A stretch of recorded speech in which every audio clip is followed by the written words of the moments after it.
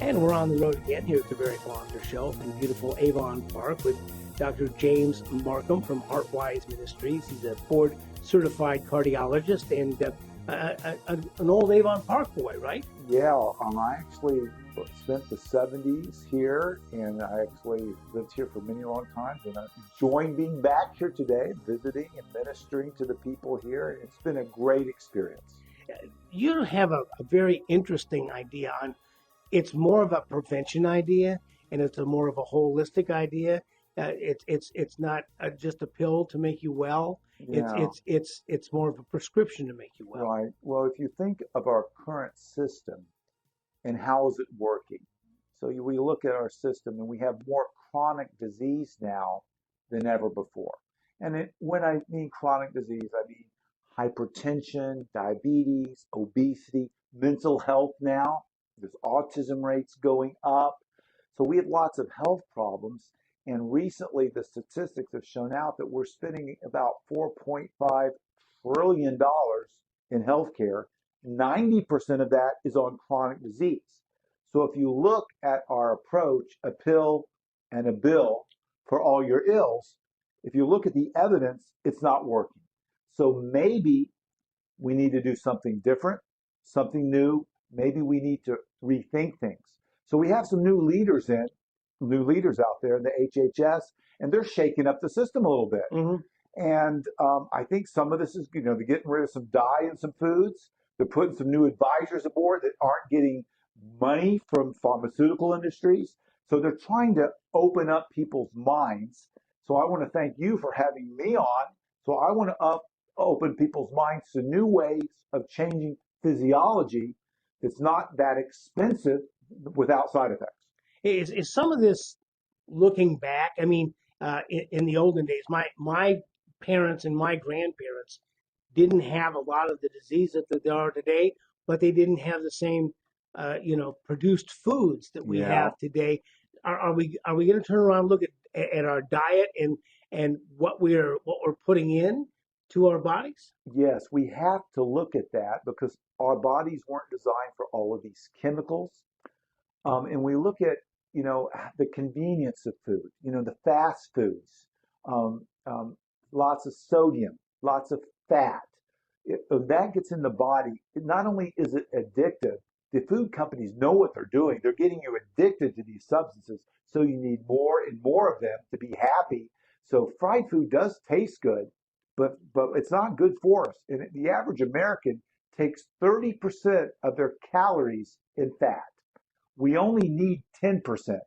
So that extra 20% you take over decades and decades goes somewhere based on our genetics. It can go in the heart, causing heart disease, the brain causing strokes and dementia, the belly causing diabetes, the liver causing fatty liver. So it's stored somewhere. So we have to rethink less fat, less sodium. We have to get back to the way our ancestors eat, eating out of the garden, fresh stuff, fruits, vegetables, nuts and grains, and the things we drink. Get back to drinking water.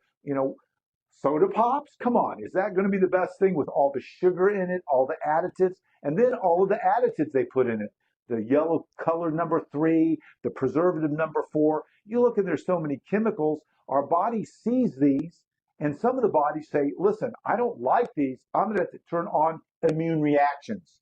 And these immune reactions, especially in the young, when their brains are developing, affects us in big ways. So these are some of the things that we have to rethink.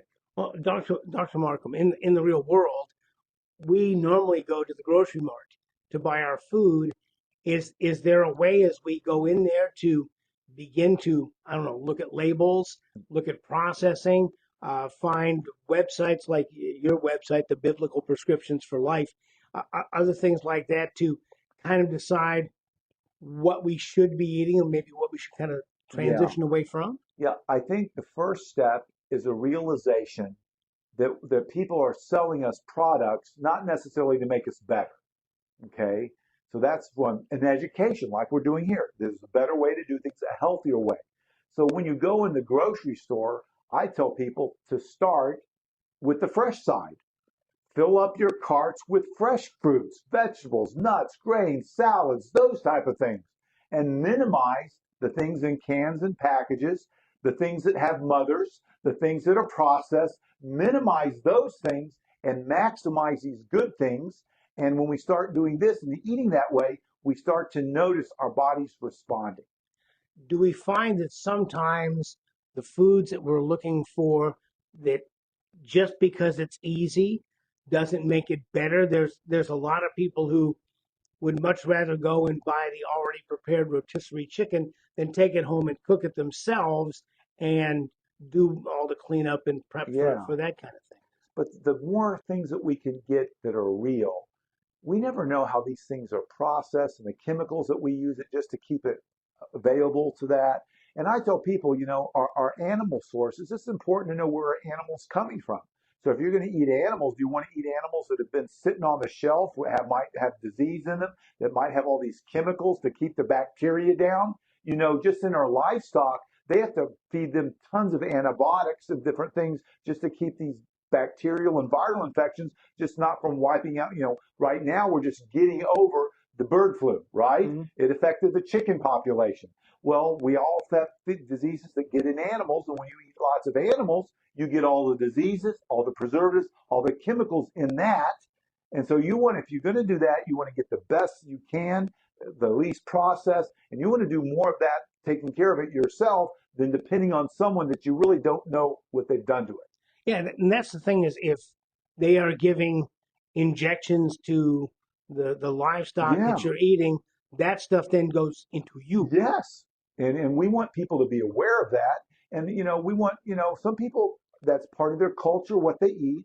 And sometimes that's important, but we want to try to give people the option to eat the good food first, see how you respond, and know what's not so good for you, and eat just enough of that to be happy. But what I found in my practice of cardiology of over 30 years, that the people that have advanced coronary disease, that have advanced heart failure, the better they eat, the better they feel.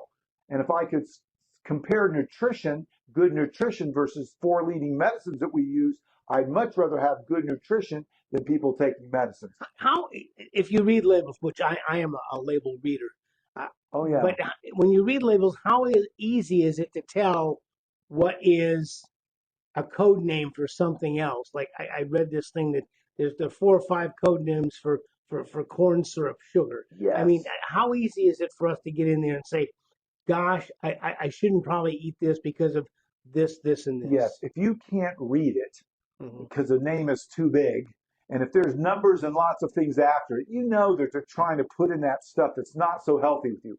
In Europe, for instance, they estimate there's 10,000 chemicals that we put in our foods that's not even in Europe. Mm-hmm. They figured this thing out, and they're not having some of the chronic disease problems that we're getting from our nutrition. Now, if you drive down the street, okay, wherever you live, how many of these fast food places do we see? Yeah. And I have people that will eat fast food 3 times a day. Yes. And that's what they think is good nutrition, and they don't know any better. And the thing is, I'll tell you a quick Easter story. One of my wife's guilty pleasures is eating Peeps. Yeah. All right. So, and we had gone in this store and they had Peeps, and of course I'm looking on the back, and uncharacteristically in big bold print it says may contain bioengineered ingredients. And I looked at Sandra. I said, we probably don't want these Peeps. And she said, no. And we went to a grocery mart, and it didn't have that proviso on it. And they were made in the United States. And so we I think ate about 6 apiece. There was a dozen in the package, so we ate a dozen, and we were done with it. But the sugar was dyed with yellow dye, and I'm sure whatever.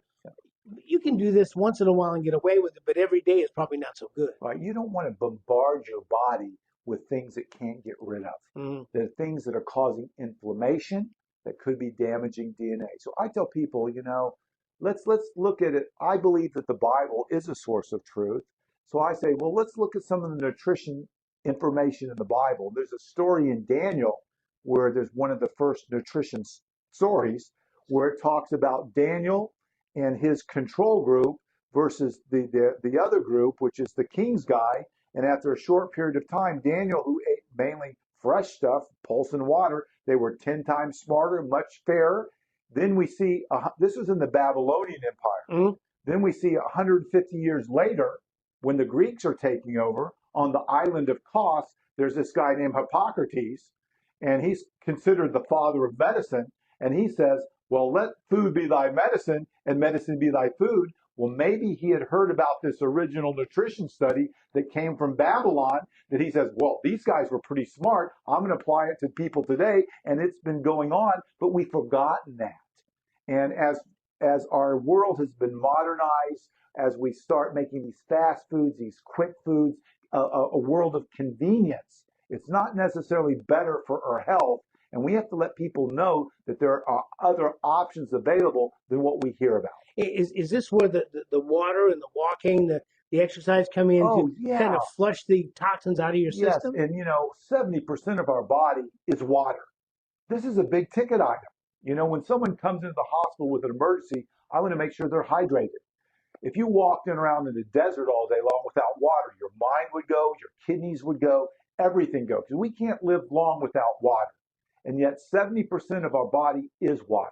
And most people in America don't get enough water every day, not only to keep all of their cells, the metabolism things working well, the lubricants, but also, like you mentioned, removing the waste, getting all those bad things out, flushing our systems, being able to sweat. Those things depend on water. That's a big ticket item. Without enough water, guess what? Stress is put on our system. We make stress, we turn on the adrenaline, the cortisol, the inflammation, all of that. Just drink water. A deficiency in water is the number one cause of daytime fatigue in America. So if you're tired, try drinking more water.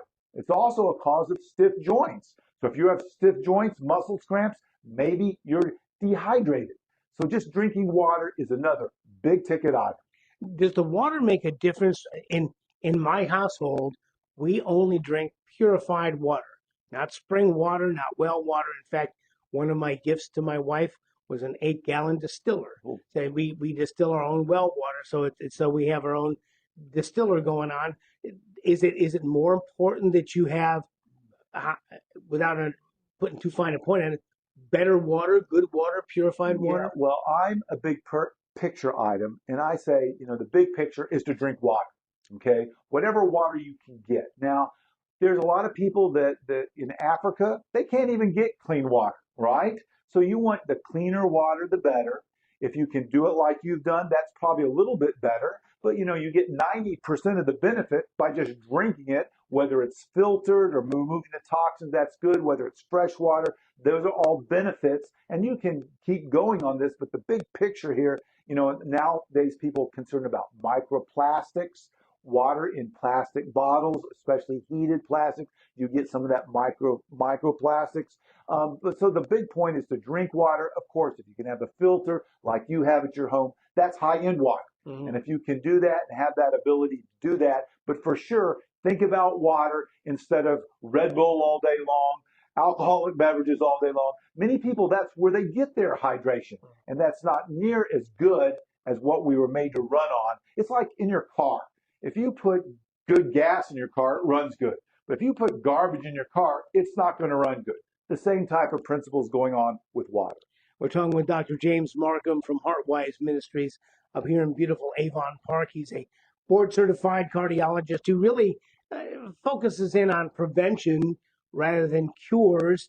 And one of the new things that you're introducing, and I think is just fascinating, is the idea of worship as a elixir or a cure for even chronic diseases. Yes, and I just recently got back from Phoenix when I was able to be talking to some of the leaders in MAHA, specifically Del Bigtree. Make America Healthy Again. Make it, MAHA. I'm glad, MAHA, Make America Healthy. That's the sort of new movement. And I was talking to Del, and I was presenting the evidence. Everyone wants evidence about how worship, many types of worship, whether your worship's in prayer or in Bible study or in service or being outside in nature, whatever worship, there's studies have shown that it actually turns down the stress chemistry of the body. And there's a text in the Bible, come unto me, all you that labor and heavy laden under stress, I will give you rest. Come unto me, worship me. Well, there's real physiology behind it.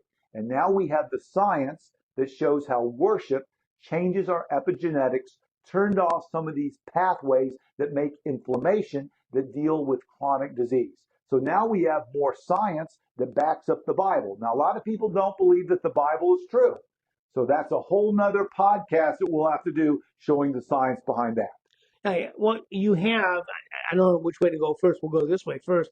You do have some empiric evidence that Yes. you've seen of brain x-rays that show the Yes. difference between worship and lack of worship. Yes. Andrew Newberg at the University of Pennsylvania, he's done some research on just 12 minutes of worship, on prayer, and looking at how it changes the metabolic activity of the brain. The brain scans look different. The part of the brain that gets bigger, the anterior cingulate cortex, that's what people call the God brain. The stress part of the brain, the amygdala, shrinks down, so we make less adrenaline, cortisol. But not only is it explained on the physical level, but we can take that now to the very DNA that causes these physical things, and we demonstrate how the DNA is able to be changed. We have sequenced the human genome. That's happened, and there's a book out there called The Language of God, which is the DNA. We now have technology to see how individual habits, individual lifestyle things actually changes your epigenetics, which turn on and off bad and good genes. So we now have the ability to study how lifestyle can change physiology just like a pill might, or even better, and get at the core of our physiology. As a Christian, I believe there's 365 times in the Bible where they say words like, do not be afraid, do not be worried. As you mentioned, I will give you rest.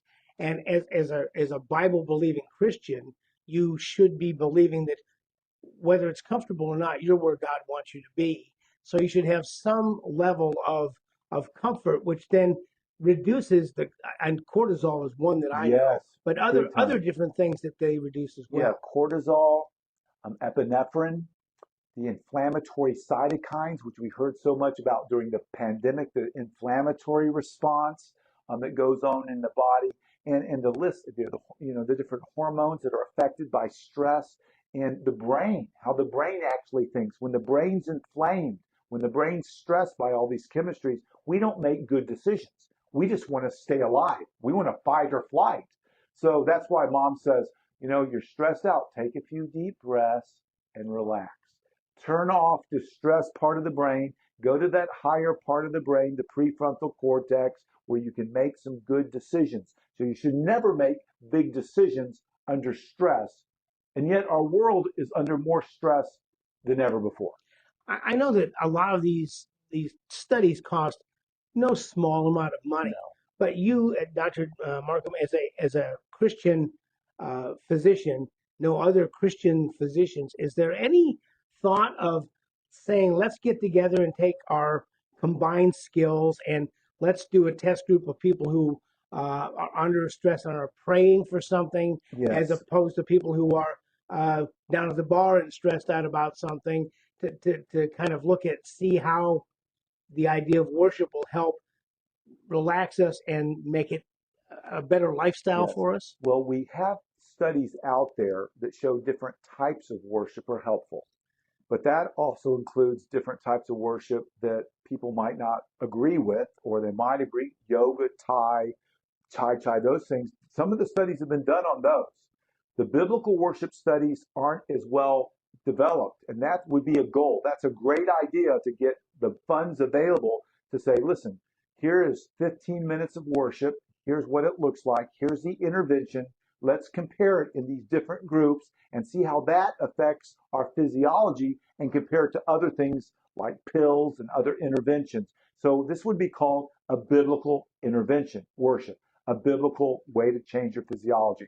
And I know what the Bible says. So if the science is done right, it's going to back up the truths in the Bible. Dr. Marcum, in addition to worship, there are some natural remedies. Like my wife and I take a lot of turmeric because it reduces inflammation. Great for inflammation. And so, are there things like that people can take as supplements that will make it easier? In addition to these other physical things we can do. Some of the best studied natural ways to decrease inflammation in the body. Turmeric is a great one. Okay, Ginger works very well on many people that do that. Trying not to take in things that induce inflammation that we've Right. talked about. Right. We've talked about anything that causes stress in the body, nutrition is going to induce inflammation. Walking, movement is a very valuable. If you get stiff and you're starting to get stiff, get up and walk around the room. You know, the more people move and do things, it moves the blood around the body. It decreases inflammation in the body, just the process of movement. So there's many other things that people that are using for inflammation. But those are the main things: turmeric, ginger, movement, avoiding those things. But there's many other things that people are trying. These different antioxidants can sometimes help people do better. Some people that get outside, phototherapy, sometimes that can help with different types of inflammation going on in the body as well. The vitamin D3 from sunshine? Yes, vitamin D3. Vitamin D is a prohormone that helps many chemical reactions in the body. So yes, a lot of people do not get outside, they do not get vitamin D, but we saw that when I was taking care of people in the pandemic years. The people that had vitamin D levels that were good, they did much better in the hospital than those that didn't do that. The people that ate good nutrition did much better. The people that had less stress. And here's another thing: the social interactions, that can decrease inflammation as well.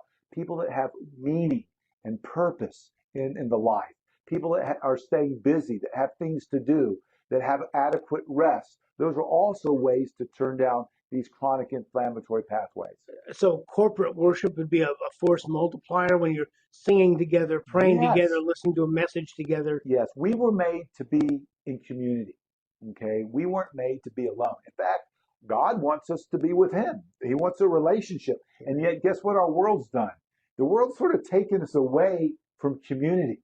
And it's making it harder for people to get together, you know? So it's important that people have physical touch, physical contact, one-on-one, in addition to everything else. And the smartphones, it used to be the TV, but now the smartphones has made it easy for you and I and maybe 6 or 8 of our closest friends to all be looking at something different, sitting together. And even though we're together, we're all 6 or 8 separate people. Yeah, it's a part of the world that we're going to have to learn how to live with and maximize its effects. Remember years ago, everyone sat around the radio, then everyone sat around the TV, and everyone afraid that that generation wouldn't communicate and talk and play and do those things. Well, that's happening now with this, but the more we can interact, the more we can talk, the more we can think, the more we can be outside and play. Those are the way we should be, and we got to teach this new generation these truths. Otherwise, we're going to have even more chronic disease, more damage that our system just can't afford to pay for. And the internet is a wonderful, horrible place. Yes. But now to that end, you have a podcast of your own. It's called Biblical Prescriptions for Life. How long have you been doing that? Well, we started that in the pandemic because I believed that someone needed to get out there and say what was going on, the truth, as I knew it. So I talked a lot about natural immunity, free will, all the different options available. So that's when we started in the pandemic years, the podcast. But I've been doing television, radio, and other things for 20 plus years now. But really, social media started reaching them really, during the pandemic years. And now we've grown in social media to these other platforms. And who knows where this is going next? It used to be Facebook and YouTube, and now it's X and Twitter and all these other places. But that's where the new generation is getting their information, and from podcasts like this. So let's talk about your podcast. On the one hand, have you been getting more people coming in? Have you been getting a bigger audience and people who are identifying with what you're saying? Yes, I think people are in search of something true, of something real, and they look for these things, and they say, well, this is someone that we can trust. This is someone that's real. This is someone who will give us some good, straight information. But what we do differently than others is we use our lens of truth, not what I say, not what science says, but we compare everything with biblical truths. And that's why we call it biblical prescriptions for life. Not just life here on earth, but everlasting life. So that's what we do a little bit different than some of the podcasts out there. On the other side, there are people who are making quite a bit from a pill and a bill, Yeah. are you getting much pushback from the other side saying you really should be taking Ranabanatan and not just eating vegetables? Yeah, I get constant pushback. Okay. And the people I get pushback from is one group that says, well, you should sell a pill and make a lot of money. Well, that's what that's not what it's about. It's about giving honest. So I think you gain some credibility when you're not selling a product. So that's one thing. And then the second thing is the pushback. Yes, I get pushback from all the modern medicine that's making money off pills, that's making money off things. We get pushback from them frequently. We also get pushback for people that don't believe the Bible's true. We get pushback from those groups regularly, and I accept that, and I just give what we say, and they're entitled to their free beliefs as well. Dr. Marcum, if you had one piece of advice to give the listening audience, regardless of race, creed, color, national origin, age, whatever, what piece of advice would you give people to have great health? Yeah, I can boil that down to three words. And those three words that could come to me today would be worship the Creator. Worship the Creator and let that take you where you need to go. And each person has an individual path. The three words: worship the Creator for better health. Dr. James Marcum from Heartwise Ministries. If you want to find out more, it's really easy. Go to Biblical Prescriptions for Life up on YouTube. That's Biblical Prescriptions for Life. And you can watch the 20, 40, 60, 80 podcasts that you have up there. We got a boatload up there. And you can find all subjects. You can always contact him and ask him questions. Dr. Marcum, thank you so much for your time. My pleasure, and thank you for allowing us to be with you today. This is Barry Foster, and we'll see you next time.